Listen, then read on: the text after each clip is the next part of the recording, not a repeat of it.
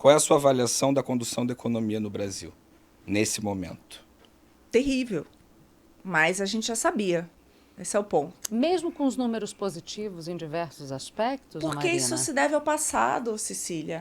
A Você tá gente falando sabe da que a base? coisa, com certeza, da mesma forma que o Lula 1 acabou sendo muito favorecido por todas as reformas que aconteceram no governo FHC, principalmente da estabilização da economia, né, e outras que permitiram um ajuste fiscal pelo lado de aumento de impostos, que eu sou contrária, mas de fato houve um ajuste fiscal, ele se beneficiou demais.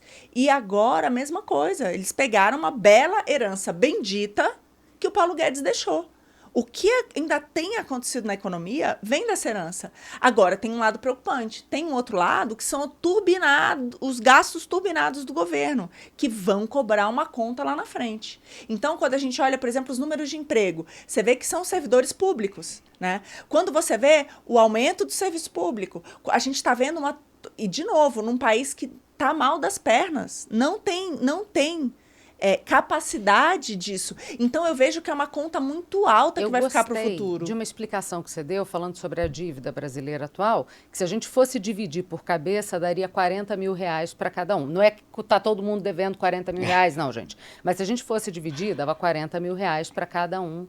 Hoje em dia, o tamanho da dívida brasileira. Não sei se hoje está maior ou menor que isso. Está maior do que isso. Já está maior que isso. Mas vamos botar 40 mil para arredondar. É como se cada um tivesse devendo 40 mil por conta da dívida do governo. E aí todo mundo que olha para investir no nosso país, olha para isso e fala assim, tá caro, por isso vamos cobrar juros altos, Sim. porque está todo mundo com a dívida já no teto. Achei uma ótima explicação. Mas tem números hoje positivos desse 1 ano e meio. Primeiro, a aprovação da reforma tributária,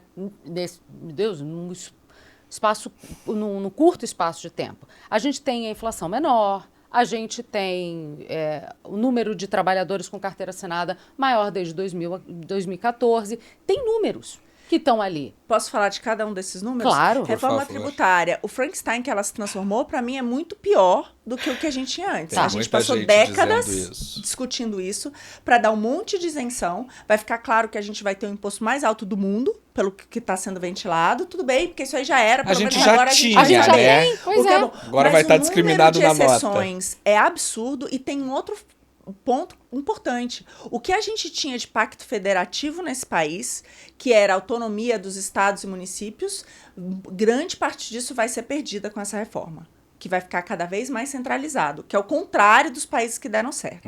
Então, assim, eu vejo que, dado o número de exceções e dado o que aconteceu com o Pacto Federativo, que é tirar poder dos estados e municípios e passar cada vez mais poder para o governo central, que está distante da população, o ideal era o contrário, que é o mais Brasil, menos Brasília. A gente está fazendo o contrário.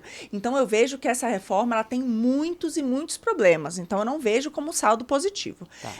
Em segundo lugar, você falou da questão da geração de empregos com carteira assinada. Boa parte disso é emprego público. E, desculpa, funcionário público que a gente já tem bastante e que, bem ou mal, comparado com os brasileiros que financiam esse Estado, ganham mais. Né? A gente pega países de bem-estar social, que as pessoas gostam de falar, mas você olha quanto que o funcionário público ganha e quanto que a iniciativa privada ganha, a iniciativa privada é maior do que a do funcionário público. Aqui no Brasil é o completo oposto disso. Então, é um problema. Na elite, né? Porque o que você está tendo hoje... Mas se você coloca as médias das carreiras...